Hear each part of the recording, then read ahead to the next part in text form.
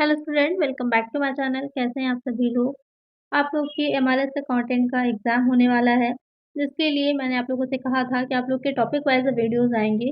तो आज की वीडियो में हम फाइनेंशियल मैनेजमेंट से रिलेटेड कंप्लीट टॉपिक को कवर करेंगे, जिसमें कि जो भी इंपॉर्टेंट क्वेश्चन आपकी फाइनेंशियल मैनेजमेंट से बन सकते हैं या इस तरह से कि आपका पूरा रिवीजन हो जाए और आपका सिलेबस कवर हो जाए, वो क्वेश्चन आज की वीडियो में हम सॉल्व करेंगे। और एक सेपरेट वीडियो आप लोग की आएगी जिसमें सिर्फ न्यूमेरिकल क्वेश्चंस रहेंगे, जिसमें कि जितने भी आप लोग के पॉसिबिलिटीज़ हैं न्यूमेरिकल आ सकते हैं क्वेश्चंस, वो क्वेश्चंस मैं आप लोग के लिए लेकर के आऊँगी। और वो न्यूमेरिकल क्वेश्चंस आपके इस तरह के हैं जो ऑब्जेक्टिव में भी पूछे जा सकते हैं, डिस्क्रिप्टिव में भी पूछे जा सकते हैं। क्योंकि कॉमर्स एक ऐसा सब्जेक्ट है जिसमें आपके बहुत से न्यूमेरिकल पोर्शन भी अच्छा खासा आ जाता है, तो वो क्वेश्चंस आपके डिस्क्रिप्टिव में भी पूछे जा सकते हैं। तो इस पे एक सेपरेट वीडियो आएगी, तो वो वीडियो ज़रूर से देखिएगा, बहुत जल्द आएगी। लेकिन इसके लिए चैनल को सब्सक्राइब कर लीजिएगा। तो आइए शुरू करते हैं हम और फाइनेंशियल मैनेजमेंट से रिलेटेड क्वेश्चंस को सॉल्व करते हैं। जो भी इम्पोर्टेंट हैं या जो भी टॉपिक बन सकते हैं वो सारे ही मैंने यहाँ पर इंक्लूड किए हैं। तो फर्स्ट क्वेश्चन लेते हैं। The appropriate objective of an enterprises is. उद्यम का उचित उद्देश्य क्या है? क्योंकि सबसे पहले जो स्टार्ट होगा किसी भी चीज़ में, कोई भी सब्जेक्ट की स्टार्टिंग करें तो आपको सबसे पहले ये देखना होता है कि उसका मेन पर्पस क्या है, उद्देश्य क्या होता है। तो मैक्सिमाइज़ेशन ऑफ सेल है, मैक्सिमाइज़ेशन ऑफ ओनर्स वेल्थ है, मैक्सिमाइज़ेशन ऑफ प्रॉफिट है, इनमें से कोई नहीं। तो ये क्वेश्चन फाइनेंशियल मैनेजमेंट के बारे में बहुत उठता है कि मेन पर्पस इसका क्या होता है। तो इसका पर्पस सेल को मैक्सिमाइज़ करना नहीं होता है, इसका पर्पस होता है ओनर की वेल्थ को, यानी कि संपदा को अधिकतम करना। करेक्ट आंसर हमारा ऑप्शन बी होगा। जो नेटवर्थ होती है ओनर की, उसको अधिकतम करना होता है। करेक्ट आंसर हमारा ऑप्शन बी है। नेक्स्ट क्वेश्चन है, the job of a finance manager is confined to. बिना वित्त प्रबंधक का काम सीमित है। Raising fund, management of cash, raising of fund and their effective utilisation, none of these. Question क्या कह रहा है कि जो फाइनेंशियल मैनेजमेंट होता है, मैनेजर होता है, उसका मेन काम क्या होता है या काम कहाँ तक लिमिटेड होता है। तो फाइनेंस से रिलेटेड है तो काम तो फाइनेंस का ही होगा, लेकिन मेन उसका ये काम होता है कि वो फंड को रेज़ कर सके। फाइनेंशियल मैनेजमेंट में ही यही मेनली चीज़ है कि आप फंड को रेज़ कर सकें और उसको अच्छे से अच्छे ढंग से यूज़ कर सकें, यूटिलाइज़ कर सकें। तो raising of funds and their effective utilisation, धन को जुटाना अलग-अलग सोर्सेज़ से, जो आपके होते हैं। अभी आगे हम देखेंगे क्वेश्चंस कि किस तरह कैपिटल स्ट्रक्चर बनता है, पहले भी मैं आप लोग को बता चुकी हूँ उसके बारे में। कैसे कैपिटल स्ट्रक्चर बनेगा, कितने शेयर्स हैं, डिबेंचर है, कितना हम लोन लें, शेयर्स में भी इक्विटी लें कि प्रेफ़रेंस लें, किस तरह का लें, और उस फंड को रेज़ करने के बाद उनको कैसे हम कैपिटल में जो हमारी कैपिटल एसेट्स होती हैं, उनमें कैसे हम इन्वेस्ट करें। तो ये हो जाता है उसका यूटिलाइज़ करना। तो करेक्ट आंसर हमारा ऑप्शन सी है। यानी सिर्फ़ फंड रेज़ करना ही नहीं है, हमको ये भी देखना है कि उसको हम कैसे अच्छे से अच्छे ढंग से यूज़ कर सकें, जिससे कि ज़्यादा से ज़्यादा हमको आउटपुट मिल सके। नेक्स्ट है यहाँ पर फाइनेंशियल डिसीज़न इन्वॉल्व। वित्तीय निर्णय में क्या शामिल होता है? ये भी बहुत अच्छा क्वेश्चन है। ये जो फाइनेंशियल डिसीज़न्स होते हैं कितने टाइप के होते हैं? Investment, financing and dividend, investment, financing and sales, financing, dividend and cash, इनमें से कोई नहीं। तो जो आपके वित्तीय निर्णय या फिर फाइनेंशियल डिसीजंस लिए जाते हैं वो आपके 3 टाइप्स के होते हैं। इन्वेस्टमेंट का डिसीजन लेना, निवेश कहाँ-कहाँ हम करें, किस संपत्ति में कितना निवेश करें, ये देखना। फाइनेंस कहाँ से हमको हमें आएगा, या वित्त के जो साधन होते हैं उनमें जो इन्वेस्टमेंट, क्योंकि आपने शेयर्स तो ले लिए लेकिन उसकी भी कॉस्ट आती है, डिबेंचर आपने लिए उसकी भी कॉस्ट आती है। तो उनसे रिलेटेड जो डिसीजन लिए जाएँगे, और डिविडेंड हम कितना दें, उसकी पॉलिसीज़ उसमें भी बहुत तरह के आते हैं डिविडेंड की भी। इतना डीपली नहीं पूछेगा। मेन आपके डिसीज़न जो होता है डिविडेंड का कि कितना डिविडेंड दिया जाए, वो आ जाएगा। तो करेक्ट आंसर हमारा फर्स्ट वाला होगा, ए वाला, कि investment, financing and dividend decision होते हैं फाइनेंशियल डिसीज़न। चलिए नेक्स्ट क्वेश्चन है, नेट प्रॉफिट रेशियो सिग्निफाइज़, शुद्ध लाभ अनुपात दर्शाता है। तो फाइनेंशियल मैनेजमेंट में जो सबसे ज़्यादा क्वेश्चन्स आपके पूछे जाएँगे, वो इसी इसी चैप्टर से पूछे जाएँगे, जैसे कि रेशियो एनालिसिस है। इस चैप्टर से आपके क्वेश्चंस काफ़ी पूछे जा सकते हैं, इसमें कि आपके न्यूमेरिकल भी शामिल हो जाते हैं, या इसके अलावा जो आपका लीवरेज वाला चैप्टर है, इस चैप्टर से भी आपके क्वेश्चंस बन सकते हैं। ये दोनों चैप्टर बहुत ही इम्पोर्टेंट है, इससे आपके क्वेश्चंस पूछे जा सकते हैं। और अगर आप ये चैप्टर पढ़ना चाह रहे हैं, ये दोनों चैप्टर्स को, अगर ये दोनों ही चैप्टर आप पढ़ना चाह रहे हैं, तो बीएसपीएल की जो वीडियोज़ मैंने अपलोड करी थी, उसका लिंक मैं आप लोग को दे दूँगी इस वीडियो के डिस्क्रिप्शन में, जो बिहार में हुआ था। उसकी जो वीडियोज़ मैंने अपलोड करी थी क्लासेस की, उन वीडियोज़ को देखिएगा। उस वीडियोज़ में लगभग सिलेबस आपका सेम है, काफ़ी हद तक सिलेबस वहाँ पर सेम है। तो ये चैप्टर आप वहाँ से कवर कर सकते हैं, वहाँ पे बहुत अच्छे से डिटेल में मैंने पढ़ाया हुआ है, इसमें चेंजेस कुछ नहीं है, वही सेम ही है, ज़्यादा टाइम डिफरेंस भी नहीं रहा है। उस वीडियोज़ को आप देख लीजिए, ये अकाउंटेंट की वीडियोज़ थी, अकाउंटेंट ऑडिटर का पेपर हुआ था वहाँ पर, उसकी वीडियोज़ हैं, तो उनको आप ज़रूर से देख लीजिए, तो आपकी क्लासेस की कंप्लीट तैयारी अच्छे से हो जाएगी। अगर कोई डाउट होगा आपको तो वहाँ पर मैंने बहुत अच्छे से इन सबको पढ़ाया हुआ है। वो लिंक मैं इस वीडियो के डिस्क्रिप्शन में दे दूँगी, तो वहाँ से आप इनको कवर कर सकते हैं। अब यहाँ पर क्वेश्चन जो कह रहा है कि नेट प्रॉफिट रेशियो सिग्निफाइज क्या बताता है? इस चीज़ को तो नेट प्रॉफिट है, किसके साथ निकाला जाता है? तो नेट प्रॉफिट जो आपका निकाला जाता है तो नेट प्रॉफिट अपॉन हो जाता है नेट सेल्स इंटू 100। तो किस पर निकाला जाता है? सेल्स से, यानी कहने का क्या मतलब है कि सेल्स में कितना प्रतिशत प्रॉफिट हुआ है। तो किस चीज़ को बताएगा? ऑपरेशनल प्रॉफिटेबिलिटी रेशियो को बताता है, और ये होता भी है प्रॉफिटेबिलिटी रेशियो के अंतर्गत ही आता भी है ये रेशियो। ग्रॉस प्रॉफिट रेशियो है, नेट प्रॉफिट रेशियो है, एक्टिविटी रेशियोज़ होते हैं, सॉल्वेंसी रेशियोज़ होते हैं, अलग-अलग टाइप ऑफ रेशियोज़ होते हैं। करेक्ट आंसर हमारा ऑप्शन ए है। और इससे रिलेटेड जो न्यूमेरिकल है, तो जो न्यूमेरिकल की सेपरेट वीडियो आएगी, मैंने आप लोग को बताया, उसमें वो आपको मैं कवर करा दूँगी।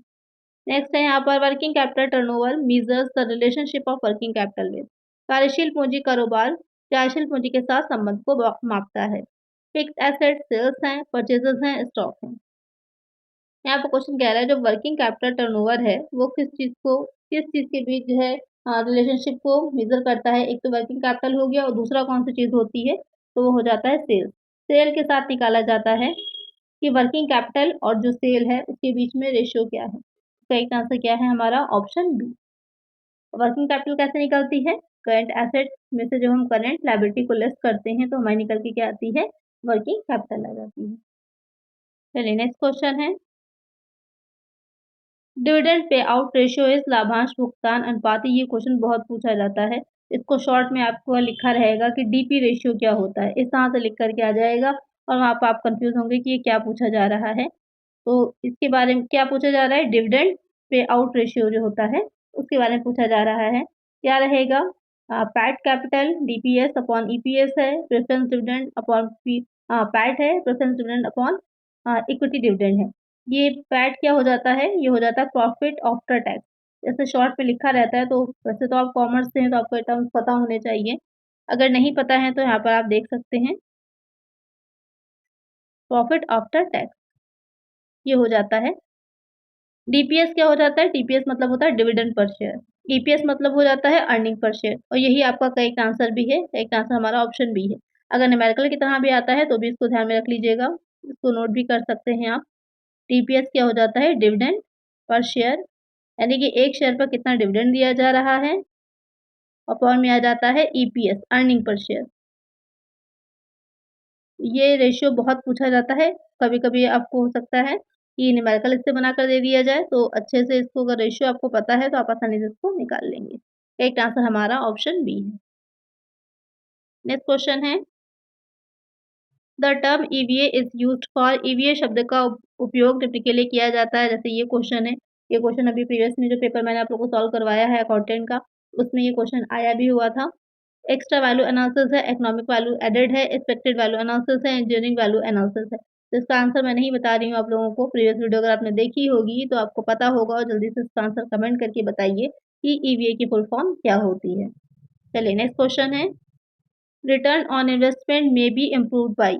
निवेश के प्रतिफल में सुधार किया जा सकता है, यानी कि जो इन्वेस्टमेंट आपने करी है उन पर जो रिटर्न आ रहा है, आपको मिल रहा है, उसको कैसे हम इम्प्रूव कर सकते हैं। Increasing turnover, reducing expenses, increasing capital utilisation, all of the above. तो किस तरह से कर सकते हैं? टर्नओवर को इंक्रीज़ करके भी कर सकते हैं, हम अपने एक्सपेंसेस को कम कर सकते हैं। अगर हम एक्सपेंसेस कम कर देंगे तो वहाँ पर जो मार्जिन ज़्यादा हमारा बचेगा, जैसे सेल्स में से जो आपके एक्सपेंसेस हो रहे हैं या कॉस्ट, उसको सिंपल भाषा में बोलते हैं, चलिए एक्सपेंसेस ही लिख लेते हैं।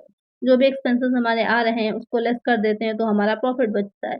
तो अगर आपने यहाँ पर अपने एक्सपेंसेस को कम कर दिया तो प्रॉफिट क्या हो जाएगा? बढ़ जाएगा। तो उसको भी हम रिटर्न को बढ़ा सकते हैं इस तरह से। इंक्रीजिंग कैपिटल यूटिलाइजेशन, पूँजी उपयोग बढ़ा करके, पूँजी को हम जो कैपिटल को हम यूज़ कर रहे हैं उसको इस तरह से यूज़ करें कि ज़्यादा से ज़्यादा हमको प्रॉफ़िट हो सके। तो यहाँ पर करेक्ट आंसर हमारा ऑप्शन डी है, ऑल ऑफ द अबव। चलिए नेक्स्ट क्वेश्चन है फाइनेंशियल प्लानिंग डील्स विद, यहाँ पर कह रहा है कि वित्तीय नियोजन में निम्न शामिल हैं preparation of financial statement, planning for a capital issue, preparing budget, all of that. तो जो फाइनेंशियल प्लानिंग की जाती है उसमें क्या क्या चीज़ें आती हैं, तो वहाँ पर मेनली जो है क्या ध्यान रखा जाता है, किस चीज़ के हिसाब से डील किया जाता है, क्या आता है। तो वहाँ पर हम फाइनेंशियल स्टेटमेंट प्रिपेयर नहीं करते, ना ही हम वहाँ पर अपना कैपिटल इश्यूज़ की प्लानिंग करते हैं। वहाँ मेनली हम क्या करते हैं, बजट को प्रिपेयर करते हैं। अब यहाँ पर बहुत से student all of the above लगा देंगे और आपका आंसर गलत हो जाएगा। ये सब फाइनेंशियल अकाउंटिंग का काम है। स्टेटमेंट प्रिपेयर करना फाइनेंशियल अकाउंटिंग में हमारा हो गया। इसे हम मैनेजमेंट में नहीं रखेंगे। जो हमारा फाइनेंशियल प्लानिंग जो है बेसिकली फाइनेंशियल मैनेजमेंट के ही अंडर में आता है। मैनेजमेंट का काम जब करते हैं तो सबसे पहला काम प्लानिंग का ही होता है। कोई भी चीज़ की मैनेजमेंट में अगर क्वेश्चन आ रहा है तो सबसे पहला काम मैनेजमेंट में हम प्लानिंग का करते हैं। प्लान बनाते हैं, उसी के अकॉर्डिंग काम कराया जाता है। तो यहाँ पर स्टेटमेंट तो हम तैयार कर रहे हैं फाइनेंशियल अकाउंटिंग में, वो यहाँ पर नहीं आएगा। प्लानिंग की हमें कैपिटल कितनी इशू करनी है, ये सब भी आपकी डिसीजंस में चले जाते हैं जो फाइनेंशियली लिए जाते हैं। प्लानिंग जो हम करते हैं तो वहाँ पर हम मेनली बजट को प्रिपेयर करते हैं, क्योंकि बजट जो होता है पहले से आप प्रिपेयर करते हैं कि एक्सपेंसेस कहाँ-कहाँ करने हैं, कहाँ-कहाँ से आपकी अर्निंग होगी। जैसे गवर्नमेंट है बजट अपना निकालती है, कुछ टाइम पहले ही निकला था। तो वहाँ पर कितनी अर्निंग होगी, कितने एक्सपेंसेस हैं, किस विभाग को कितना बजट दिया जाना है, ये सब चीज़ें डिसाइड की जाती हैं। करेक्ट आंसर हमारा ऑप्शन सी है। नेक्स्ट क्वेश्चन है financial planning start with the preparation of. जो फाइनेंशियल प्लानिंग है, वित्तीय नियोजन है, किसकी शुरुआत किसके द्वारा की जाती है? Master budget, cash budget, balance sheet, इनमें से कोई नहीं। तो ये सारे जितने पॉइंट दे रखे हैं तो ये आपके मास्टर बजट, कैश बजट, ये दोनों तो टाइप ऑफ बजट्स ही हैं। ये कितने तरह के बजट होते हैं उसमें आपके ये बजट आ जाते हैं। बैलेंस शीट जो है, बैलेंस शीट तो आपकी वित्तीय स्थिति को दिखा रही है। यहाँ पर सबसे पहले जो फाइनेंशियल प्लानिंग हम कर रहे होते हैं किससे स्टार्ट होती है कि पूर्वानुमान लगाया जाता है। ये सोचते हैं एक अनुमान लगाया जाता है। अब उसके कई तरीके होते हैं कि आप जो हिस्टोरिक है, जो आपके पास पहले से आंकड़े हैं उनको ध्यान में रख कर के कर सकते हैं। आप ज़ीरो बेस्ड बजटिंग कर सकते हैं। उसके बेसिस पे हम स्टार्ट करते हैं। यहाँ पर नन ऑफ द अबव जो होगा वो हमारा करेक्ट आंसर होगा ऑप्शन डी। चलिए नेक्स्ट है process of financial planning ends with. वित्तीय नियोजन की प्रक्रिया निम्न के साथ समाप्त होती है। यानी कि जो प्लानिंग हम कर रहे हैं उसकी प्रोसेस एंड कैसे होती है? Preparation of projected statement, preparation of actual statement, comparison of actual with projected, ordering the employees that projected figures come true. यहाँ पर क्वेश्चन जो आपसे कह रहा है कि जो वित्तीय नियोजन की प्रक्रिया का आखिरी चरण समझली पूछ रहा है, फाइनल स्टेप पूछ रहा है। अनुमानित विवरण तैयार करना, वास्तविक विवरण तैयार करना, वास्तविक के अनुमानित से तुलना करना, कर्मचारियों को आदेश देना कि अनुमानित आंकड़े सही हों। तो काम जो होता है वो कंपेयर किया जाता है एक्चुअल विद प्रोजेक्टेड। जो एक्चुअल में है और जो हमने प्रोजेक्ट किया है उसके बीच में कंपेयर किया जाता है कि सही है या नहीं है। करेक्ट आंसर हमारा ऑप्शन सी हो जाएगा। चलिए नेक्स्ट क्वेश्चन है capital budgeting is a part of. पूंजी बस्टिंग का एक हिस्सा है। कैपिटल बस्टिंग जो है वो किसका एक हिस्सा है? इन्वेस्टमेंट डिसीजन का, वर्किंग कैपिटल मैनेजमेंट का, मार्केटिंग मैनेजमेंट का, कैपिटल स्ट्रक्चर का। तो कैपिटल बस्टिंग का काम होता है। कैपिटल बस्टिंग आप क्यों करते हैं? क्योंकि आपको इन्वेस्ट करना है। कैपिटल बजट मतलब कि कितनी कैपिटल हमारे पास होनी चाहिए, सोर्सेस क्या होने चाहिए, उसके जो डिसीजन लिए जा रहे हैं तो वो आपका इन्वेस्टमेंट डिसीजन हो जाते हैं और उसको हम कहाँ पर इन्वेस्ट करेंगे, कौन-कौन सी हम लॉन्ग टर्म एसेट्स में कितना-कितना इन्वेस्ट करेंगे वो देखा जाता है। तो करेक्ट आंसर हमारा ऑप्शन ए हो जाएगा। नेक्स्ट है which of the following is not used in capital budgeting. Capital budgeting में निम्नलिखित में से किसका उपयोग नहीं किया जाता? Time value of money, sensitivity analysis, net asset method, cash flow. तो किसका यूज हम नहीं करते? नेट एसेट मेथड जो है शुद्ध संपत्ति विधि का यूज नहीं किया जाता। इसका यूज किया जाता है शेयर वैल्यूएशन में। ये किसके लिए यूज की जाती है? जो अंश होते हैं उनका जो मूल्यांकन किया जाता है वहां पर इस मेथड का यूज किया जाता है, यहाँ पे नहीं किया जाता। तो करेक्ट आंसर हमारा ऑप्शन सी होगा। बाकी तीनों ही करेक्ट है। नेक्स्ट क्वेश्चन है which of the following is not true with reference to capital budgeting. पूंजी बस्टिंग के संदर्भ में निम्नलिखित में से कौन सा सत्य नहीं है? पूंजी बस्टिंग पर संपत्ति प्रतिस्थापन निर्णयों से संबंधित है। पूंजी की लागत न्यूनतम आवश्यक रिटर्न के बराबर है। किसी परियोजना में मौजूदा निवेश को डूबत लागत के रूप में नहीं माना जाता। नकदी प्रवाह का समय प्रासंगिक है। तो यहाँ पर जो क्वेश्चन आपसे कह रहा है कि कैपिटल बस्टिंग से के रेफरेंस में कौन सा स्टेटमेंट यहाँ पर सही नहीं है। तो पहला जो कहा है कि capital budgeting is related to asset replacement decisions, correct हो जाएगा। Cost of capital is equal to minimum required return, कि हमें ये देखना होता है कि कॉस्ट ऑफ कैपिटल यानी कि जो पूँजी को एक्वायर करने की जो लागत आ रही है, कॉस्ट आ रही है, वो जो उससे मिलने वाला रिटर्न है, उसके बराबर है या नहीं है। Existing investment in a project is not treated as sunk cost. यहाँ पे कह रहा है कि जो मौजूदा अभी जो परियोजना आपकी चल रही है, उसमें जो आप लागत लगा रहे हैं, वो डूब लागत नहीं है, संक कॉस्ट नहीं है। संक कॉस्ट वो होती है जिसको कि अब आप दोबारा से प्राप्त नहीं कर सकते, यानी कि जो ऑलरेडी आपने एक्सपेंसेस कर दिए हैं, अब दोबारा से रिकवर नहीं किए जा सकते या अब उससे रिलेटेड चीज़ें आपकी में नहीं हैं, वो आपके संक कॉस्ट में आ जाती है। तो यहाँ पर एक्जिस्टिंग है तो ऑलरेडी चल रहा है उस पर, तो वो चीज़ आपकी गलत हो जाएगी। तो यही करेक्ट आंसर हमारा हो जाएगा ऑप्शन सी। चलिए नेक्स्ट है, real rate of return is equal to वास्तविक प्रतिफल दर किसके बराबर होती है? Normal rate into inflation rate, normal rate upon inflation rate, normal rate minus inflation rate या फिर normal rate plus inflation rate. तो रियल रेट ऑफ रिटर्न किसके इक्वल होगी? Normal rate upon inflation rate.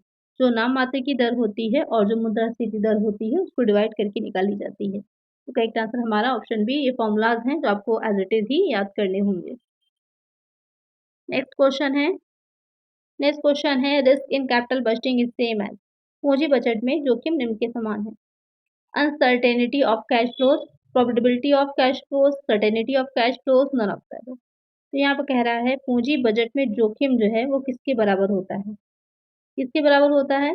नकदी प्रवाह जो है कि अनिश्चितता। तो यही वाला आपका करेक्ट है क्योंकि आपको पता है जोखिम, रिस्क और जो लिक्विडिटी होती है, अगर लिक्विडिटी ज़्यादा है तो रिस्क कम होगा, लिक्विडिटी कम है तो रिस्क ज़्यादा होगा। तो यहाँ पर पूंजी बजट में जो जोखिम होगा किसके बराबर होगा? नकदी प्रवाह की अनिश्चितता, अनसर्टेनिटी ऑफ कैश फ्लो। जितना ज़्यादा अनसर्टेन होगा आपका कैश फ्लो उतना ज़्यादा रिस्क भी रहता है। करेक्ट आंसर हमारा ऑप्शन ए। नेक्स्ट क्वेश्चन है, इन capital budgeting the positive NPV result in.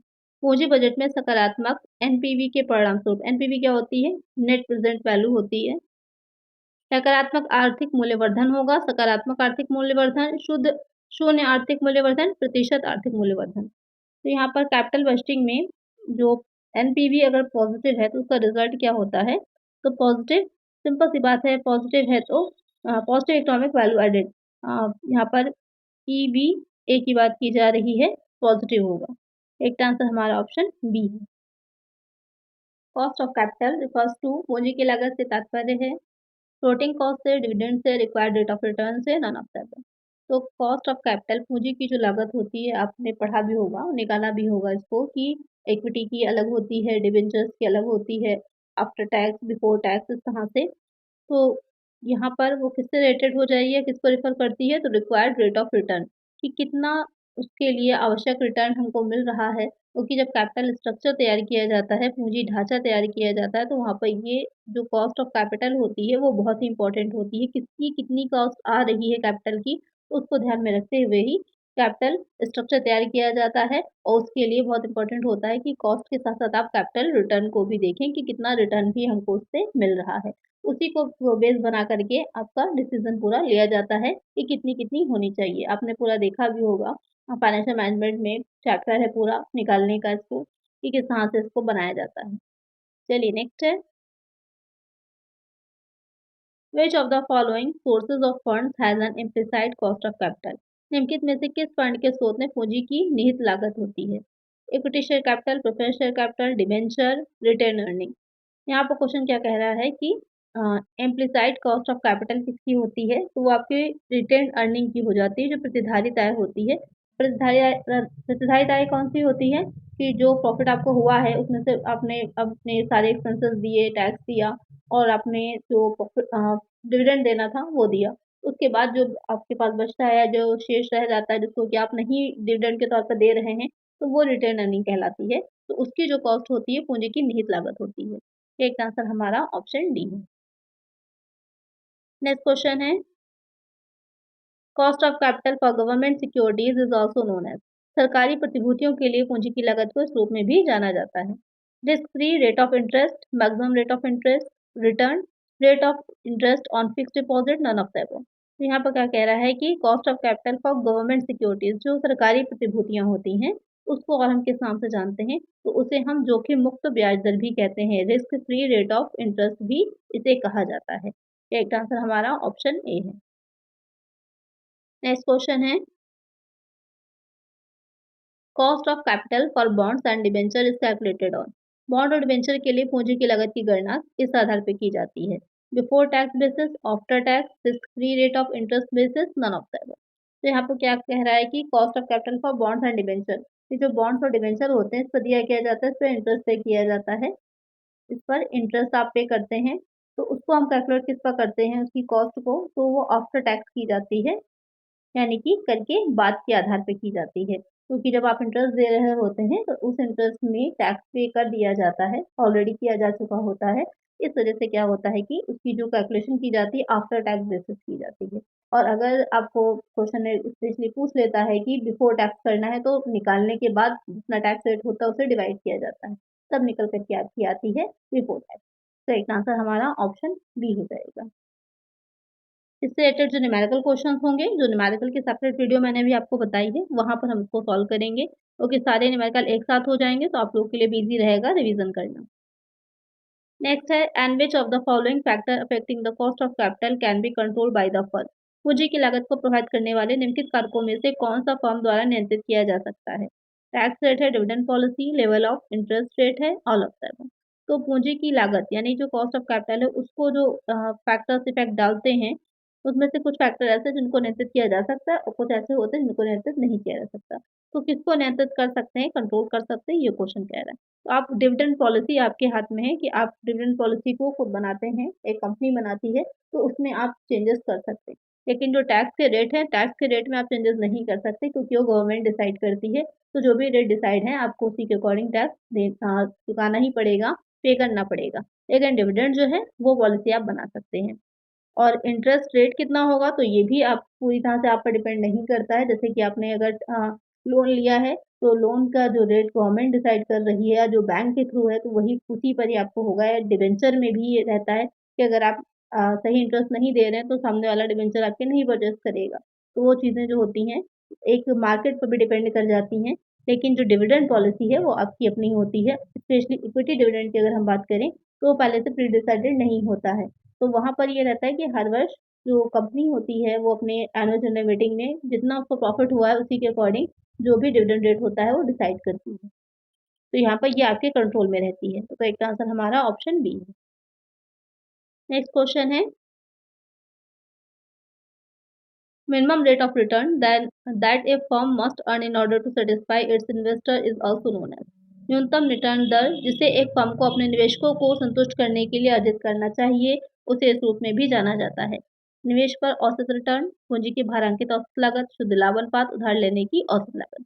तो यहाँ पर कौन सा करेक्ट है? Weighted average cost of capital, यानी कि पूंजी की जो भारांकित औसत लागत होती है वो हर हाल में हर कंडीशन में जो फर्म होती है उसको अचीव करना ही पड़ता है, जिससे कि वो अपने जो इन्वेस्टर्स हैं उनको संतुष्ट कर सके, सेटिस्फाई कर सके। एक आंसर हमारा ऑप्शन बी है। नेक्स्ट क्वेश्चन है operating leverage helps in analysis of. Operating leverage निम्नलिखित के विश्लेषण में सहायता करता है। बिजनेस रिस्क है, फाइनेंशियल रिस्क है, प्रोडक्शन रिस्क है, क्रेडिट रिस्क है। तो ऑपरेटिंग लिवरेज जो होता है वो किस तरह का बिजनेस रिस्क में आता है, व्यावसायिक जोखिम है ये एक तरह का। एक आंसर हमारा ऑप्शन ए हो जाएगा। ऑपरेटिंग लिवरेज निकाला कैसे जाता है तो कंट्रीब्यूशन अपॉन ईबीआईटी, ये निकालने का फॉर्मूला होता है ऑपरेटिंग लिवरेज को, कंट्रीब्यूशन और अपॉन में ईबीआईटी। चलिए नेक्स्ट क्वेश्चन है which of the following is studied with the help of financial leverage. वित्तीय उत्तोलन की सहायता में निम्नलिखित में से किसका अध्ययन किया जा सकता है? विपणन जोखिम का, ब्याज दर जोखिम का, विदेशी मुद्रा जोखिम का, वित्त जोखिम का। तो ये इतने टाइप ऑफ आपके रिस्क होते हैं अलग अलग। तो अभी आपने देखा कि जो ऑपरेटिंग लिवरेज होता है उससे हम बिजनेस रिस्क का, व्यावसायिक रिस्क जो है उसको पता कर सकते हैं। और जो फाइनेंशियल लिवरेज होता है उससे हम फाइनेंस रिस्क का पता कर सकते हैं, वित्त जोखिम का। तो एक आंसर हमारा ऑप्शन डी है। फाइनेंशियल लिवरेज निकालने का क्या फॉर्मूला हो जाता है? उसका फॉर्मूला हो जाता है ईबीआईटी अपॉन में हो जाता है EBT, earning before interest and tax, ये वाला हो जाएगा। और ईबीटी अर्निंग बिफोर टैक्स। तो यहाँ पर अर्निंग बिफोर टैक्स यानी कि आपने टैक्स से पहले की जो अर्निंग है, और यहाँ पर earning before interest and tax, interest और टैक्स के पहले की जो अर्निंग होती है उसको लिया जाता है। तो उसके बाद इसको सॉल्व करके आप फाइनेंशियल लिवरेज निकाल लेते हैं। Operating leverage arises because of परिचालन उत्तोलन निम्नलिखित कारणों से उत्पन्न होता है। Fixed cost of production, fixed interest cost, variable cost है, नन ऑफ द अबव। तो परिचालन उत्तोलन निम्नलिखित कारण यानी कि कौन से रीजंस होते हैं जिससे कि उत्पन्न होता है। तो फिक्स्ड कॉस्ट ऑफ प्रोडक्शन जो उत्पादन की निश्चित लागत होती है, फिक्स्ड कॉस्ट होती है, उससे ही ऑपरेटिंग लीवरेज जो होता है वो अराइज होता है। तो एक आंसर क्या हो जाएगा हमारा ऑप्शन ए हो जाएगा। क्योंकि अभी इसका फॉर्मूला मैंने आपको बताया था कंट्रीब्यूशन। कंट्रीब्यूशन में क्या-क्या चीज़ें ऐड होती हैं? कंट्रीब्यूशन में आपके ऐड होता है प्रॉफिट, जो आपका प्रॉफिट होता है प्लस फिक्स्ड कॉस्ट। ये 2 चीज़ें जो होती हैं और इसमें जो फिक्स्ड कॉस्ट है वो सबसे ज़्यादा इफेक्टिव होती है। तो एक आंसर हमारा ऑप्शन ए है। नेक्स्ट क्वेश्चन है financial leverage arises because of. अब ये पूछ रहा है कि वित्तीय उत्तोलन जो है वो किन कारणों से उत्पन्न होता है? Fixed cost of production, variable cost है, इंटरेस्ट कॉस्ट है। तो इसमें जो होता है इफेक्टिव होता है सबसे ज़्यादा इंटरेस्ट। ब्याज लागत जो होती है वो इफेक्ट डालती है। इसमें तो नहीं, लेकिन आपने ग्रेजुएशन में जब इसको पढ़ा होगा फाइनेंशियल मैनेजमेंट को, तो वहाँ पर कई दे रखे होते हैं, कई यूनिट्स को प्रोडक्शन का के अकॉर्डिंग आपको निकालना होता है। उसके बाद आपने देखा होगा कि किसकी सबसे ज़्यादा आ रही है या किसका कम आ रहा है, उसी के अकॉर्डिंग चूज़ किया जाता था कि कौन सा प्लान सबसे ज़्यादा सक्सेसफुल रहेगा। आप लोग को याद अगर हो तो वहाँ पर इन चीज़ों को देखा जाता है। तो एक आंसर हमारा ऑप्शन सी। नेक्स्ट क्वेश्चन है operating leverage is calculated as परिचालन उत्तोलन की गणना की जाती है। तो अभी इसका फॉर्मूला मैंने आपको बता ही दिया क्या था, contribution upon EBIT. Next question है financial leverage is calculated. Financial leverage जो है उसकी गणना हम कैसे करेंगे? तो इसकी क्या थी? EBIT upon EBT. Next question है which combination is generally good for firm. कौन सा आयोजन आमतौर पर फर्मों के लिए अच्छा होता है? High operating leverage with high financial leverage, high operating leverage, low financial leverage, high operating leverage, low financial leverage, इनमें से कोई नहीं। तो यहाँ पर कह रहा है कि कौन सी चीज़ अच्छी फर्म के लिए मानी जाती है। तो आपने ऑपरेटिंग लिवरेज की फॉर्मूला भी बताया, मैंने फाइनेंशियल का भी बताया, क्या रीजंस थे वो भी बता दिया। अब ये जो कह रहा है कि कौन सी स्थिति अच्छी होती है, तो स्थिति जो अच्छी होगी वो आपकी सी वाली होती है कि ऑपरेटिंग लिवरेज हाई होना चाहिए और फाइनेंशियल लिवरेज आपका कम होना चाहिए। तो वो चीज़ जो होती है कंडीशन वो कंपनी के लिए, एक फर्म के लिए अच्छी मानी जाती है। तो आज की वीडियो में हमने फाइनेंशियल मैनेजमेंट के 30 क्वेश्चंस जो आपके ज़्यादा पूछे जा सकते हैं थ्योरी वाले पोर्शन में या डिस्कटिव में भी आ सकते हैं इस तरह के क्वेश्चन। तो आपको पता है फाइनेंशियल लिवरेज क्या होता है, इसका फॉर्मूला क्या है, उतना भी लिख देंगे आप तो भी आपको मार्क्स अच्छे मिल जाएँगे। और इसके जो न्यूमेरिकल पोर्शन अब रह जाता है, तो जो न्यूमेरिकल की वीडियो इसकी सेपरेट आएगी, वहाँ पर हम उसको सॉल्व कर लेंगे। और ये पैटर्न आपको अच्छा लग रहा होगा कि आपका एक टॉपिक पूरा कंप्लीटली कवर हो जाएगा। इसी तरह से टैक्स का भी आप लोग के लिए लेकर के आएँगे, जीएसटी की भी जिससे कि वो पूरा टॉपिक आपका कवर हो जाए। तो आज की वीडियो में इतना ही, मिलते हैं नेक्स्ट वीडियो में। Thank you.